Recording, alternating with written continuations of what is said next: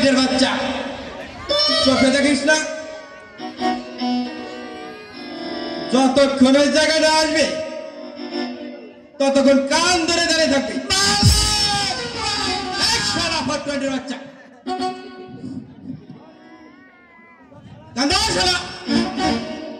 কান্দর চল রাখেন